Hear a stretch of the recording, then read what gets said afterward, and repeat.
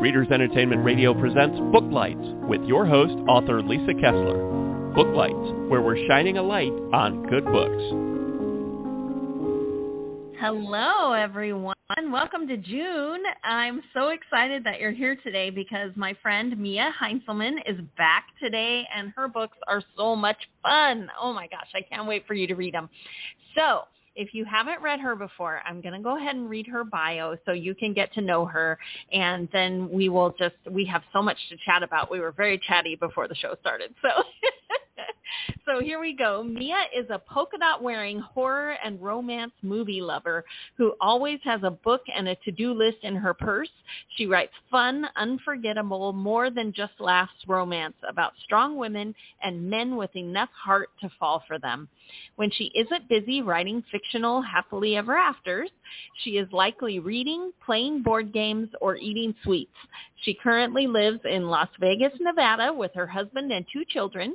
And her latest book, Monopolove, just came out, and she has another book. The follow-up is coming up next month, Trivialized Pursuit. So we're going to talk about both of those. And I did put links to all of her social media right there on the Blog Talk site. So if you're listening live or if you're listening later, you can get all connected with Mia. She's so much fun. So definitely look her up online so that you don't miss another book release. So, Mia, you there? I'm here. Hi, Lisa. Thank you so Hi. much for having me.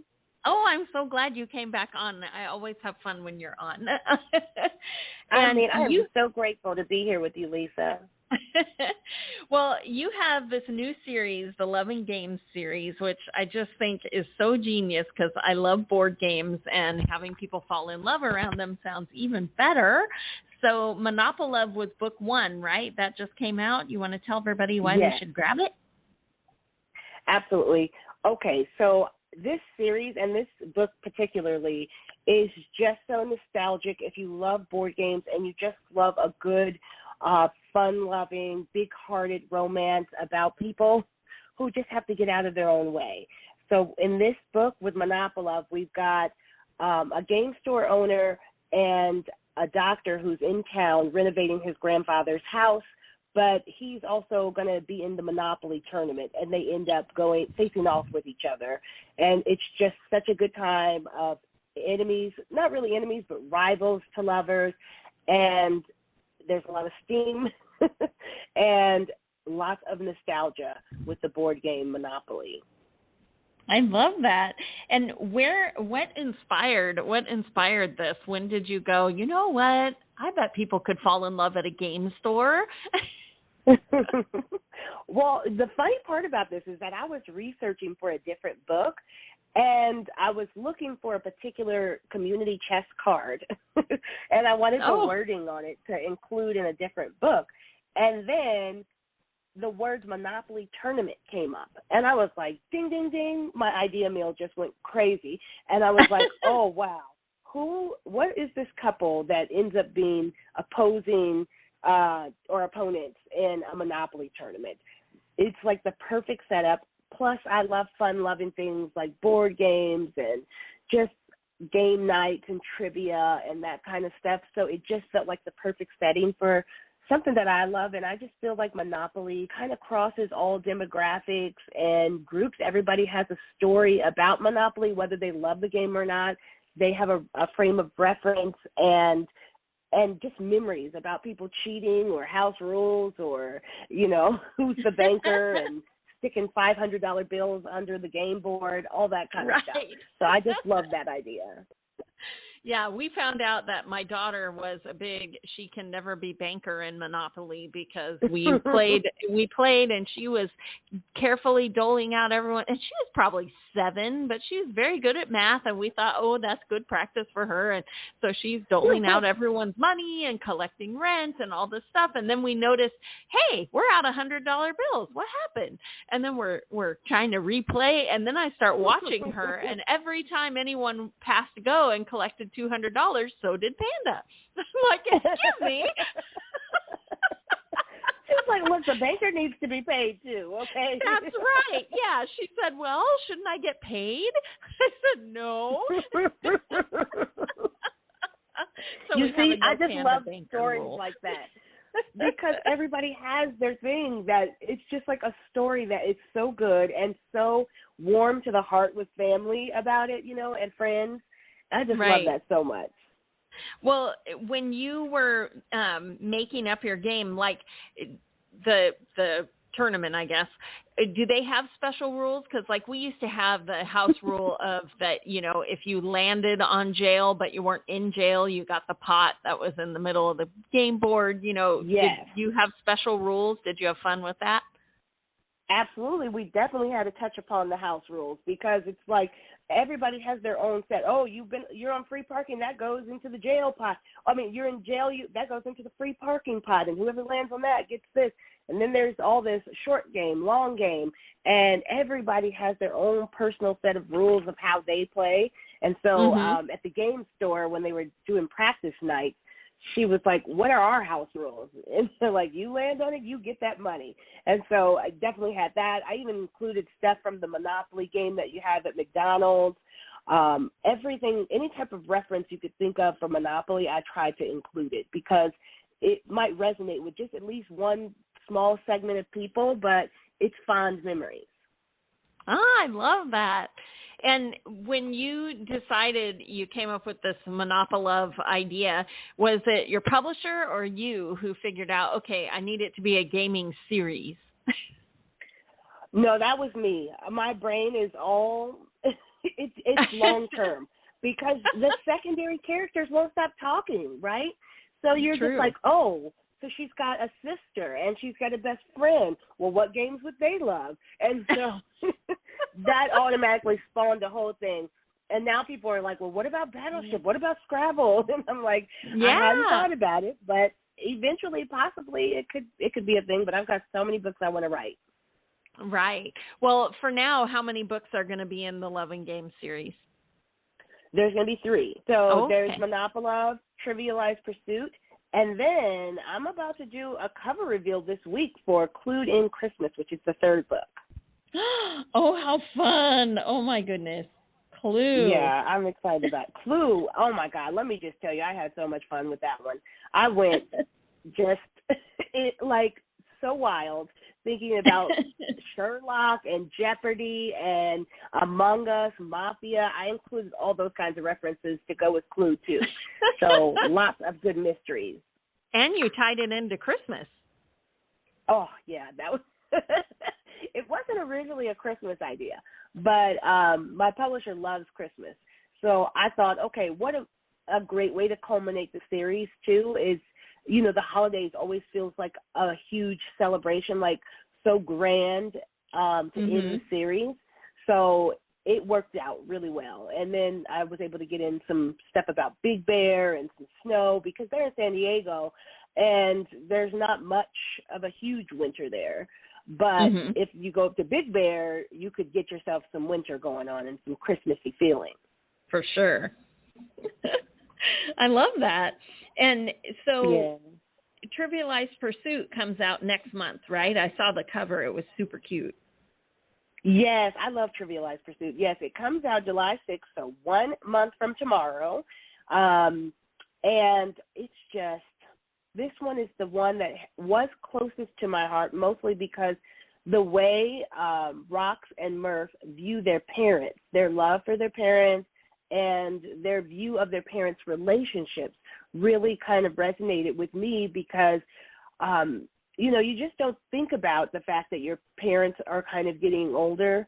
You just think, oh, I'm getting older and life is happening. But then when you look at your parents for that first time and realize, they may not be here forever, it kind of changes so much about your perspective. So I love what Rox and Murph go through thinking about their parents' relationships and helping it shape what they think about love and how they view relationships and that kind of stuff. And now that's like the emotional part because all my books, even though they're rom-coms, have these deep emotional aspects to it. But they're so much fun with the trivia nights and because she's so funny because with Harper, she became this viral queen of Monopoly in book 1 after the end of that book. And so now everybody's looking at Rocks like, okay, you should be next. And she's like, maybe not, because I'm having a hard time in love and I'm perma-single and nobody wants me. But I am in love with my best friend's brother, but he's a player and has and a commitment phobe. So we get so much fun there, and a little bit of jealousy because there's another person that comes into play, and he gets to see that, hey, she may not be around, just waiting for you. So that lights a little fire under Murph. Oh, I love it. So there's a tiny bit of love triangle in Trivialized Pursuit. Yeah, or at least he thinks so. But that's all you really need, though. Yeah. He needed a little push. Yes, that's usually what it takes, because she's not going to just be sitting there waiting. But she's a list maker. She's regimented and logical, and a romance book lover. And I love so much about her. And then Murph, he's just so in his head about what he thinks love is based on his parents' relationship. And he has to get beside himself in order to see, if he wants that kind of relationship. Because his best friend is Declan from book 1, which is Harper's fiance. And their relationship is just so beautiful and so real. And it's hard to think that love doesn't exist when you're looking right at it. That's true. Yeah, when you see your friends modeling it, it's hard to keep telling yourself it doesn't exist. Exactly. That's right. So in Trivialized Pursuit, did you put trivia in the book? Is the trivia in the book real? Yes. All yes. Every chapter, because I love doing stuff like this. At the beginning, with Monopoly, every chapter had to do with some wording or game pieces from Monopoly. And then with Trivialized Pursuit, every chapter starts with a trivia question and an answer, and it's all related to the tone of the chapter and what happens in the chapter. Plus, on the trivia nights, there's actual trivia questions. So there's a way to learn a lot by the end of this book, too. You'll come out with some new information. You'll definitely be smarter than when you started the book. Oh, that's cute. Well, I have to give you a little bit of trivia. Here is my husband. We met in a writers group, and he actually got published before I did with a TV trivia book. Oh my God, that's so awesome! Yeah, Why are you not putting that out there? We should be talking about this. Well, his trivia book's cool. kind of older now, but yeah, it was called You Watch Too Much TV, and he had all kinds of TV trivia questions and cute chapters and sections, and it was really cool. Mr. Kessler that we'll be looking for the second edition to this book. Where's the second edition? Right? He thought about it, but TV is so different now that they're streaming, that it's really hard to figure out what is the TV, that everyone is watching. So it's just very different than it, remember Must Be Thursdays and so everyone's talking about it on Friday. That doesn't happen anymore. So he's thought about it, but he's like, I'm not sure, how do you include everyone when you can watch everything anytime you want? I mean, that's true. That's very true. But flip side of that is he's got so much more content to put in and so many options to reach different audiences. So that's true. He could do it. True. We still want second edition from Mr. Kessler. I'll let him know. I'll tell him the people are demanding it. Yes, and I'm the people. I love it. So I was going to ask you, because I know you, but I know that you are talented and make amazing book covers. Did you make any of the covers for these books? I mean, maybe that's a conflict of interest with your publisher. You did? Which covers did you get to make? I'm making the whole series with my cover company is called Dot Covers. So I did Monopoly, Trivialized Pursuit, and Clued In Christmas. So Clued In Christmas, that cover reveals you have known it ever since the creation.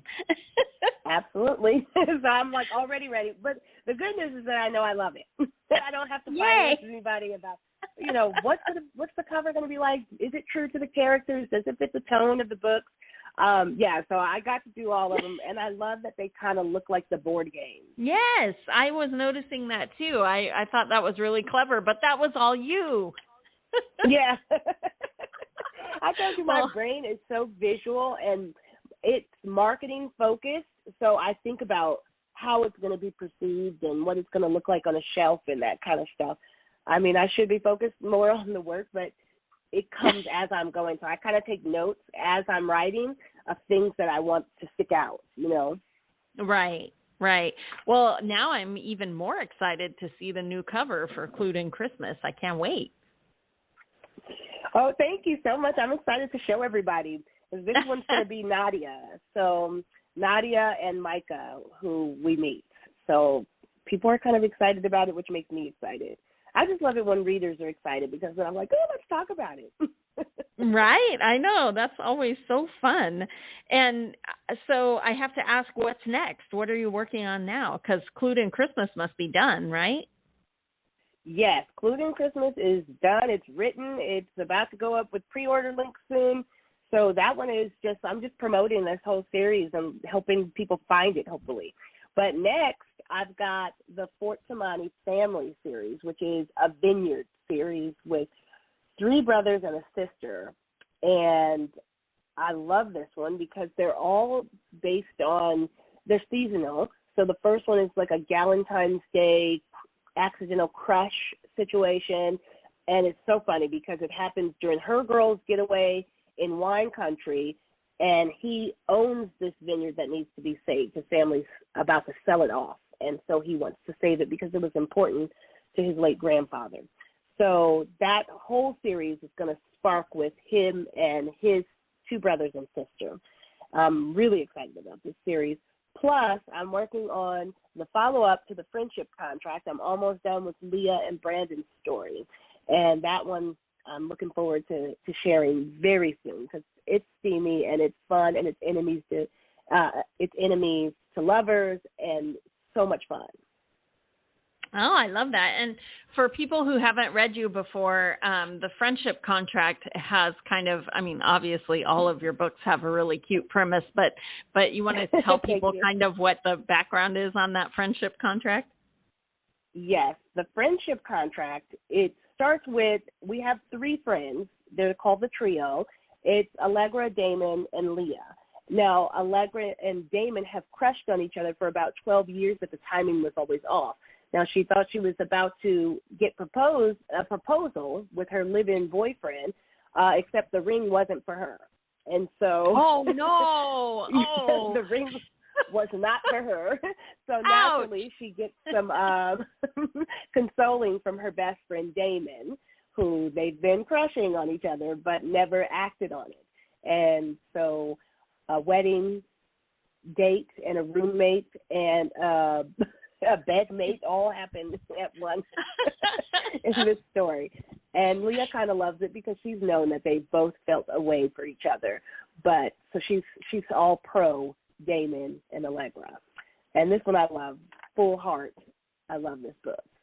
I love it. And is there an actual contract in all the books in that series? Well, only in this book. This one's called The Friendship Contract. So there is a friendship contract. They love each other so much, and while they're attracted, they do not want to risk ruining this friendship that they've, kind of become family almost.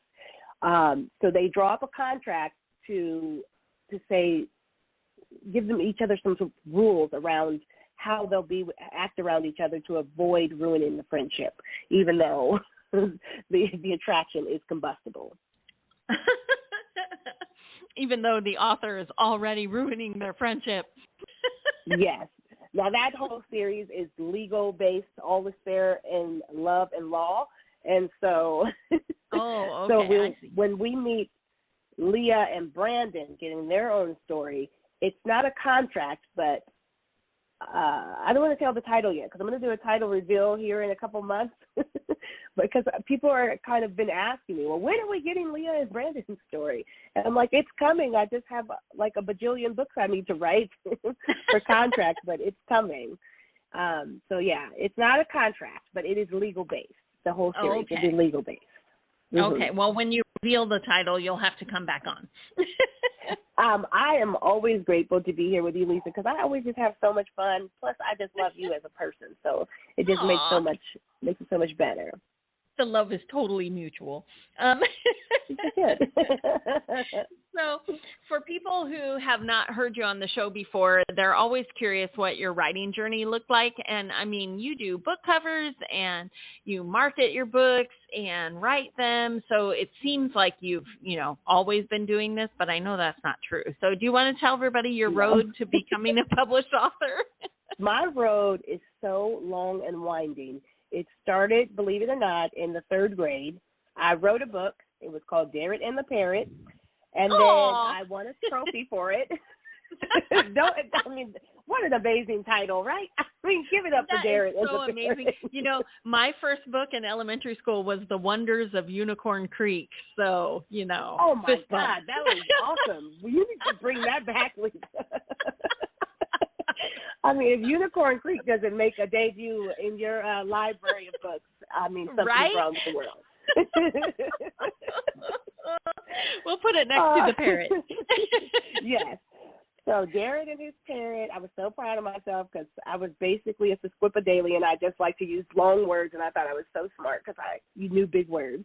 And it won a trophy. I still have the trophy. But my uncle, I brought it back because I was in Chicago. My mom was in flight attendant training. So I was like, oh, my God, I won this trophy. And he was like, wow, that's so great. What do you want to do when you grow up? And I was like, I want to be a writer. And he was like, no, you don't want to do that. They don't make any money. You want to be a doctor or a lawyer.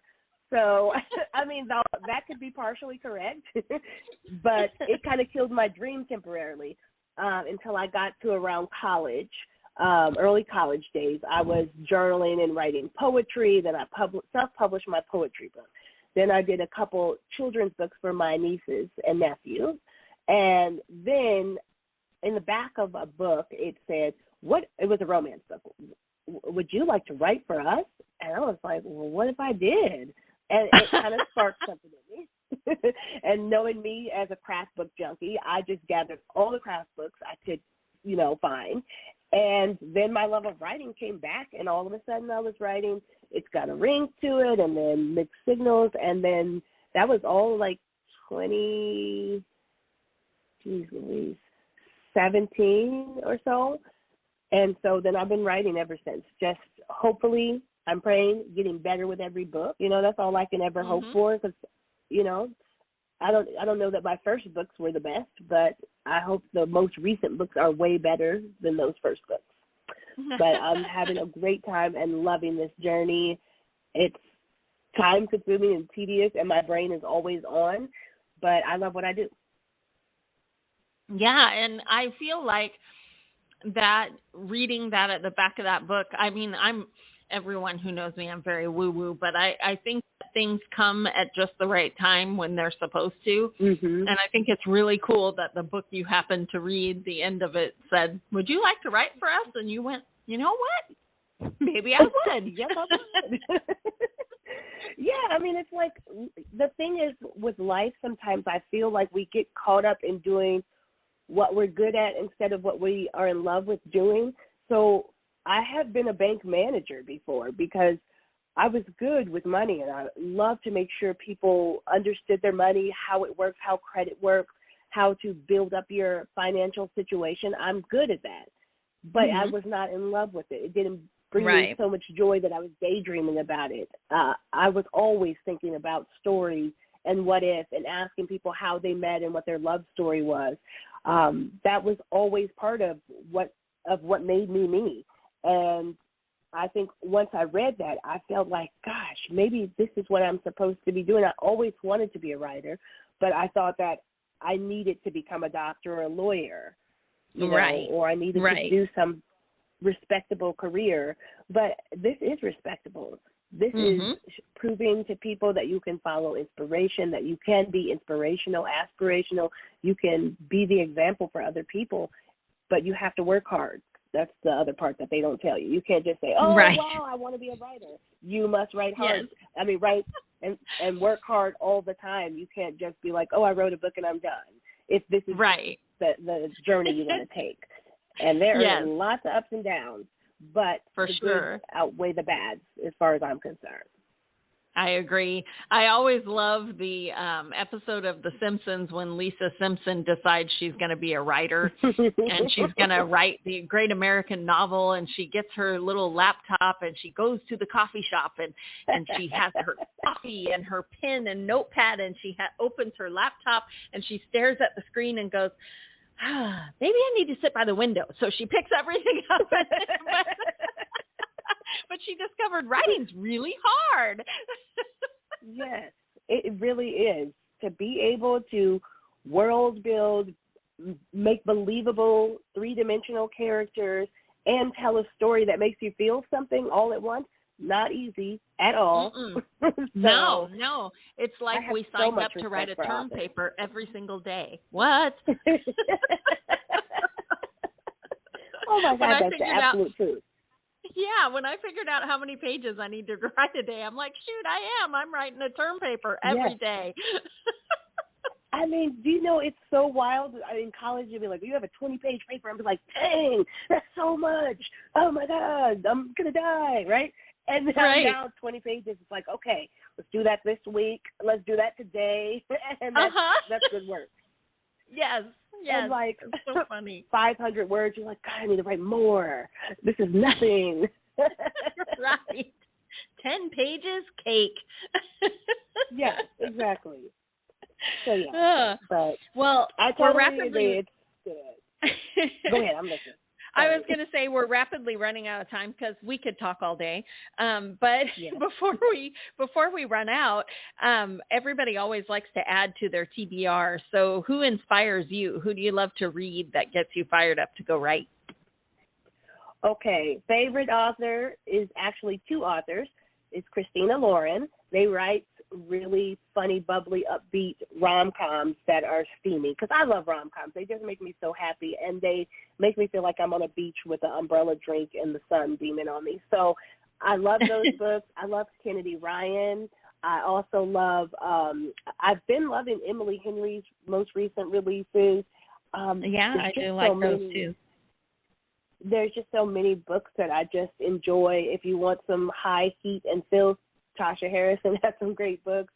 If you want some suspense, Denise and we have some great ones. And don't forget, if you want some passionate paranormal, there's a Lisa Kessler book for you. Yeah, I got a few of them out there. Huge. Geez, Louise, you can make your own library. That's one of my life goals, is to have a library just filled with books. I have one skinny bookshelf in the living room that is all full of my books, and it is very fulfilling to see that. Yes. How amazing. Definitely go through with it. So, when people read your book and they're super excited, how can they get in touch with you? Okay. You can find me always on Instagram, always. I'm on Twitter. And I'm at Mia Heintzelman, author, on Instagram, Mia Heintzelman on Twitter, because my name was too long to fit the author. Also on TikTok. I'm not hot on there, but I'm gaining some speed behind it. Also Mia Heintzelman, author. I'm on Facebook, but I'm not there as often.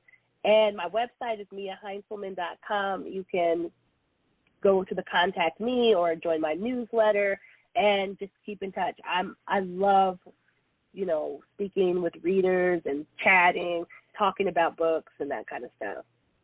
Yeah, definitely sign up for her newsletter, because she's going to be debuting that cover Clued in Christmas here very soon. So everyone sign up for the newsletter, run out and grab Monopolove and pre-order Trivialized Pursuit. Can't wait. It's going to be so good. So thanks for being here. Goodreads giveaway going on. Sorry, I just wanted to make sure I mentioned there's a Goodreads giveaway going on until June 21st for Trivialized Pursuit. Sorry about that, Lisa. Sweet. So everyone run over to Goodreads, and hopefully you'll win a free early copy of Trivialized Pursuit. Can't wait. Thanks for being here, Mia. It was so much fun. Thank you so much for having me. Talk to you soon. All right. Take care. Bye. Thanks for joining us on Booklights. Be sure to connect with us at www.readersentertainment.com for articles, blogs, videos, and podcasts that matter to readers.